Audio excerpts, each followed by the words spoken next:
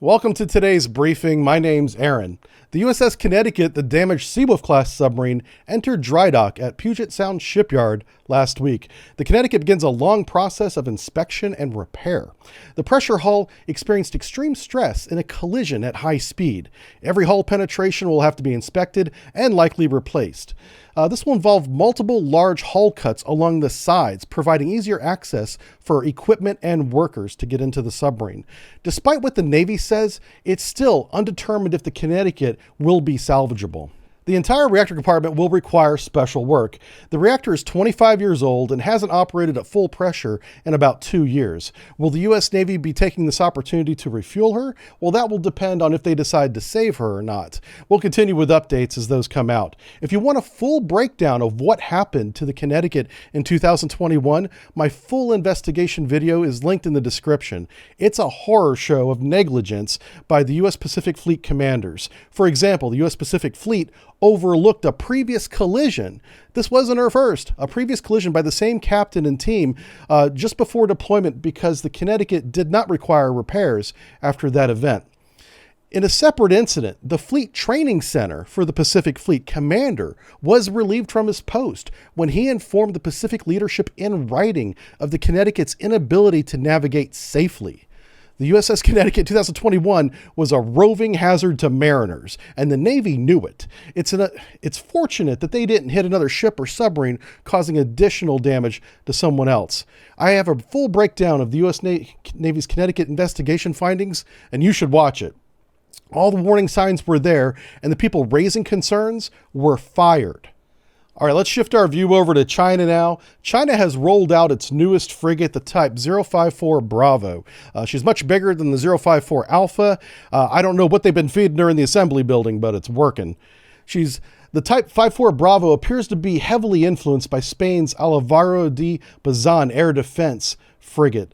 Despite significant increases in the hull size, she's still the same class because they use the same prime mover in the engine room. Topside, we see space for a new VLS system on the bow, and we expect improved ASA radars and combat system upgrades to be installed. Sea trials begin in 2024, and we'll give you an update when those are finished. Last week, China also performed another mock attack on the island of Taiwan. This included multiple waves of fighter-escorted H-6 strategic bombers, supported by various electronic warfare aircraft and UAVs. This is not an escalation, but a continuation of established behavior. Expect more of these flights regularly. This is not going to stop anytime soon. A frequent question I get, though, whenever we talk about these events is, will China invade Taiwan? Well, first of all, I'm not a geopolitical strategist or analyst, so don't depend on me to predict that. But here's a few things for you to consider in making up your own mind. Xi Jinping is a lone decision maker in China now. Since 2013, he has systematically removed anyone who might have political ambition and oppose him. This leaves him surrounded by people who are afraid to inform him of anything and are ravenous for his attention and accolades. While subordinates will do anything that they believe will make Xi happy, like send a spy balloon over the United States, but when it becomes an embarrassment, nobody wants to inform him of the spy balloon incident. He didn't know until he was informed and the balloon was already over the United States. And how is China's economy doing right now? Look, not only am I not a geopolitical expert, I'm also not an economist, all right? But economic factors, according to Reuters, Shanghai Newsroom, show all major economic indicators are down. Blue chip indexes, real estate is tanking despite government bailouts. And this is all despite a really strong first quarter this year. Second quarter, it looks terrible. It's a bloodbath economically over there. Factory production is also in decline. Foreign investors are leaving China with billions of investment dollars. And all that said, it's really extremely difficult to measure China's economy because it's controlled by the Chinese Communist Party. And they publish values that are not verifiable. We have to go off what they say. And what about the Secretary of Treasury's Janet Yellen's recent visit? Well, that resulted in China considering increasing domestic flights to the United States. And that's it. So let's look at how China is spending its declining economic power. China's military spending is increasing by billions of dollars year over year, despite recent negative trends. Multiple sources who are experts in China agree that the PLAN is spending far more money than they're announcing in their annual budget, by tens of billions of dollars a year. The combination of recent declining economic indicators and spending more than budgeted will lead to a decision point. At some point in the future, China will not be able to sustain its military with its current resources. I believe that this will be the driving factor forcing China to either cut spending and focus on internal growth, or China will unify its population by going to war. As China closes in on its economic decision point, Taiwan is not the only option for Chinese aggression. Look to the north. Eastern Siberian regions are full of oil and defended by a degraded Russian military supporting a war in Ukraine. Consider this. If China began a military operation to claim Siberian oil fields, who would come to Russia's aid? Belarus? They're just hoping not to become the next province of Poland right now. Iran?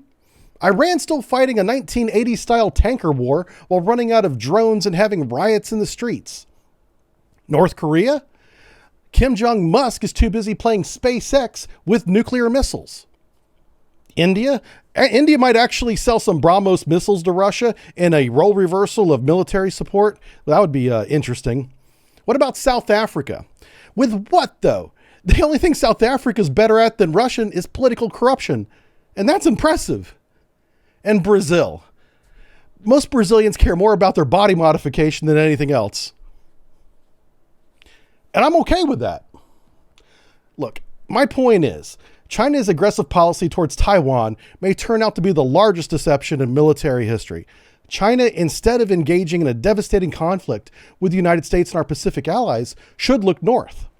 In eastern Siberia lies enormous natural resources that will stimulate the Chinese economy in a region that is weakly defended in a country that no one supports. If China chooses war, victory is in Siberia. You know, Gene, I tried to get rights to that booty song. Which one? You know, the one that's from like the 1990s, Booty Booty Everywhere, yeah.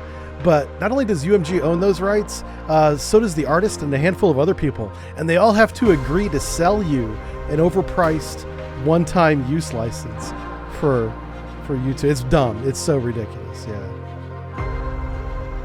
No booty for you. Oh, man. I love my job.